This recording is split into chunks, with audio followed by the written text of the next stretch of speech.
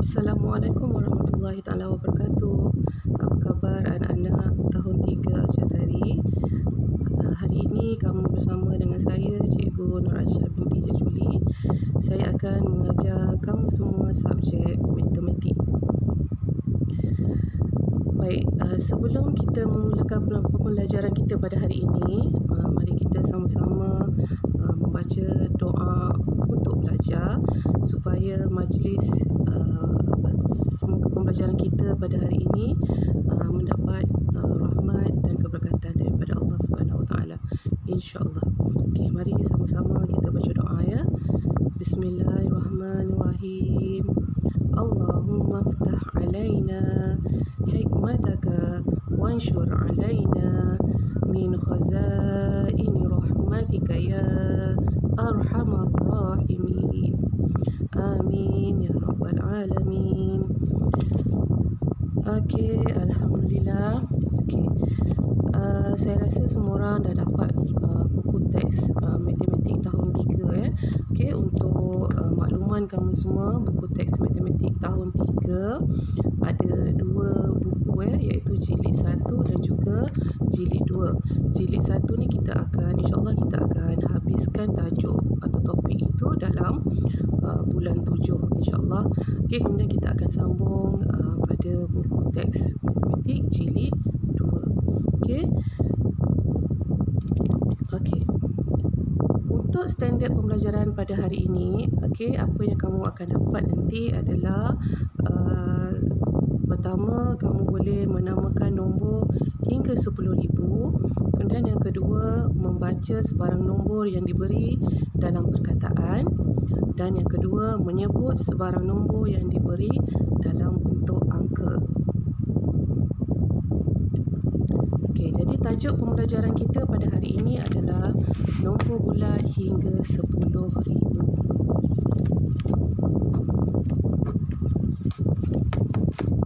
Okey, sebelum kita teruskan topik kita pada hari ini, saya untuk mengulang semula pembelajaran kamu yang lepas. Okey, semasa kamu darjah 2, kamu ada diperkenalkan dengan nombor bulat. Okey, jadi mari kita sama-sama buat ulang kaji dan kita ingat semula pembelajaran yang lepas. Okey, baik. Okey, nombor apakah ini? Ya, ini adalah nombor 9. Okey, mudah ya, ni masa darjah 1 pun dah belajar. Okey, sekarang cuba sebut nombor apa ni? Ya, betul, 562. Okey, nombor yang seterusnya. Okey, 217. Okey, bagus. Nombor yang seterusnya. Ya, ni mudah ya, nombor 18. Okey, alhamdulillah semua orang dah boleh sebut nombor tersebut dengan mudah. Okey, jadi untuk tahun 3 kamu akan belajar nombor lebih daripada 4 digit. Okey, jadi kalau kamu tengok kat sini, macam mana kalau nombor-nombor ini digabungkan menjadi satu nombor, macam mana kita nak sebut nombor ni, sama ada dalam angka ataupun dalam perkataan. Okey, jom kita tengok contoh.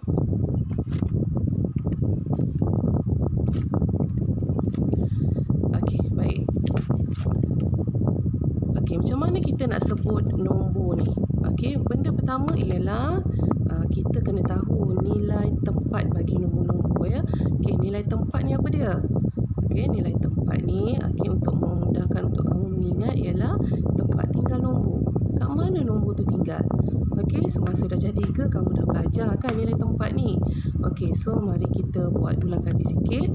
Apakah nilai tempat bagi nombor 7? Okey, nilai tempat bagi nombor 7 ialah sah. Okey, nilai tempat bagi 1 adalah 10. Okey, nilai tempat bagi 2 ialah ratus. Dan juga nilai tempat bagi digit 6 ialah 1000. Okey, bila dah tahu nilai tempat, macam mana cara kita nak sebut pula? Okey, Cara sebutannya adalah, okey, contoh cikgu tutup 3 nombor yang berada di belakang, jadi tinggal 1 digit saja yang tinggal. Okey, sekarang kamu nampak nombor apakah itu? Okey, ya, itu adalah nombor 6. Tapi kerana 6 itu berada di rumah ribu, jadi kita sebut dia sebagai 6,000. Okey, macam mana nak tulis 6,000? Okey, ejaan dia begini ya, 6,000. Okey, selepas kita dah siap tulis 6,000, okey, saya buka kotak 3 nombor di belakang dan saya tutup kotak yang berada di rumah ribu. Okey, sekarang kamu nampak ada 3 digit kan? Okey, macam mana cara nak sebut nombor 3 digit ni?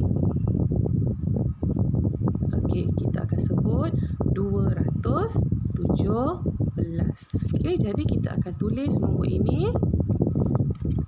Ya, 217. Okey, macam mana cara kita nak sebut nombor ini dalam perkataan? 6,217. Okey. Setakat ni faham ya? Okey, tak susah kan? Sebab pembelajaran ni pun kamu dah belajar masa kamu darjah 2. Cuma bila dah masuk darjah 3, nombor dia jadi meningkat sedikit. Okey, kita tak nak membuang masa, kita pergi tengok contoh seterusnya. Okey, bagaimana pula dengan nombor ni pula? Okey, macam mana cara sebutan nombor ni? Okey, macam biasa, macam tadi juga, cikgu akan tutup 3 nombor di belakang. Okey, nombor apa yang tertera yang kamu nampak di situ? Ya, nombor 5. Okey, 5 yang berada di situ adalah 5 apa? Ya, betul, 5,000 kerana dia berada di rumah ribu. Jadi kita tulis 5,000. Okey, kemudian cikgu buka 3 nombor tadi, kemudian cikgu tutup rumah ribu pula. Okey, kamu akan nampak ada 3 nombor di situ, iaitu sifar, 4 dan juga 3.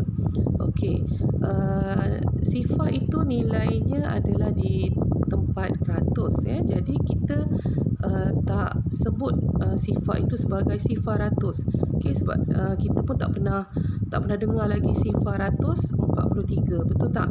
Ya, sebab sifar ini dalam nombor ni, dia dalam rumah ratus dia tiada nilai. Jadi kita tak sebut sifar itu, jadi kita hanya sebut 43. Okey, jadi bila 43, macam mana ejaan dia 43? Okey, ejaan dia adalah seperti yang tertera. Okey, macam mana cara nak sebut?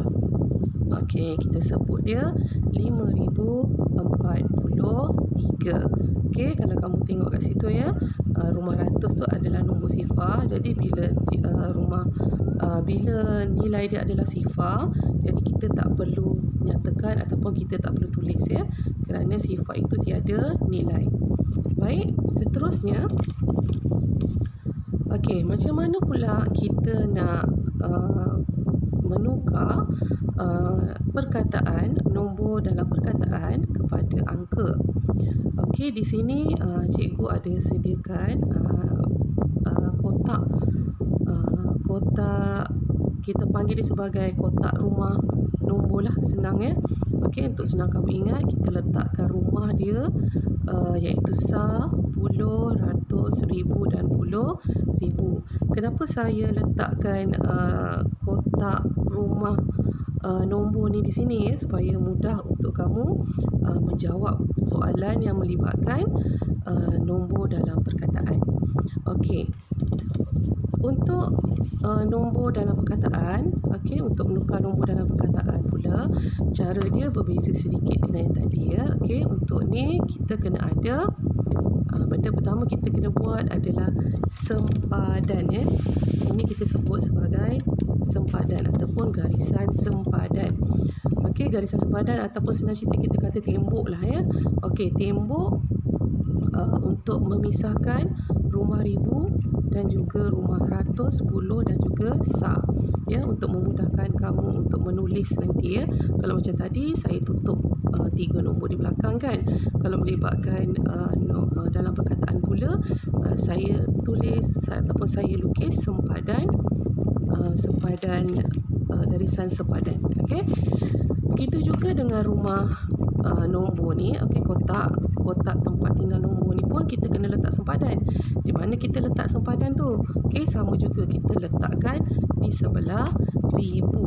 Okey, jadi setiap kali nampak nombor dalam perkataan, benda pertama kamu kena buat adalah garisan sempadan. Okey, mana nak letak garisan sempadan tu? Mesti dekat sebelah ribu. Okey, jelas ya?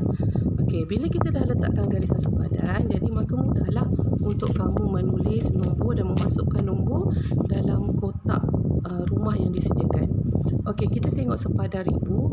Apa nombor pada sempadan ribu? Okey, itu adalah nombor 8,000. Kat mana kita nak letak nombor 8? Okey, mestilah di rumah ribu sebab dinyatakan di situ adalah 8,000. Jadi kita letak nombor 8 di rumah ribu. Jangan salah letak pula jangan letak dekat puluh ribu sebab ini bukan 80,000, ini adalah 8,000. Jadi kita letak nombor 8 di rumah ribu. Okey, selepas itu adalah sempadan, garisan sempadan. Garisan sempadan pula ditulis 15. Okey, ada tak dinyatakan nombor ratus di situ? Tak ada kan? Jadi kalau tak ada, kita kena letak sifar. Okey, macam mana kita nak tulis nombor 15? 15 kat mana kita nak letak nombor 15? Apa nombor yang kita nak letak dekat puluh dan apa nombor yang kita nak letak dekat sah. Okey, jadi 15 itu, satu itu kita letak di rumah puluh.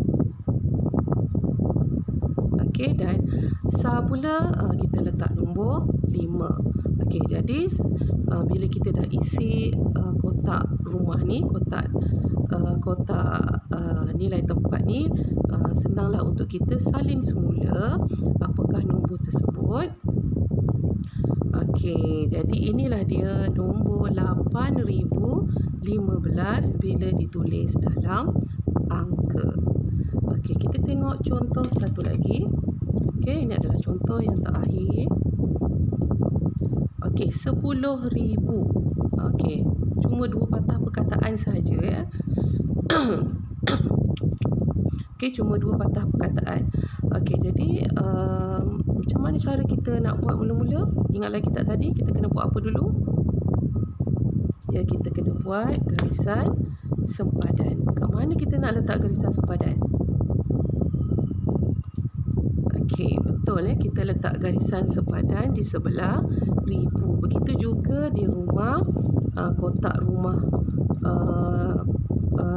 kotak rumah nilai tempatnya, kita kena buat garisan sepadan, letak juga di sebelah ribu.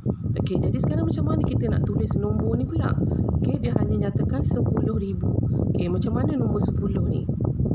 Okey, yang kamu semua tahu, 10 mestilah 1 dan juga sifar. Betul kan? So, kat mana kita nak letak 1? Ya, 1 kita letak di 10,000. Sifar kita letak di rumah ribu. Okey, selepas garisan sepadan, ada tak nombor selepas garisan sepadan? Tak ada kan? Jadi kalau tak ada, kita kena penuhkan 3 kotak tu dengan nombor. Tapi nombor apa yang kita nak letak? Sedangkan di atas tak ada nombor lagi dah. Okey, kita letak nombor sifar. Jadi 100 adalah sifar, 10 adalah sifar dan sah juga adalah sifar. Okey, jadi macam mana kita nak tulis nombor ini dalam angka? Okey, senang, kita salin saja semula nombor tersebut, maka terhasillah 10,000. Okey, mudah kan? Okey. Saya rasa cukup itu dahulu pembelajaran kita pada hari ini. Saya harap kamu faham dengan penerangan saya tadi. Kalau masih tak faham, boleh tonton semula video ini sehingga kamu faham.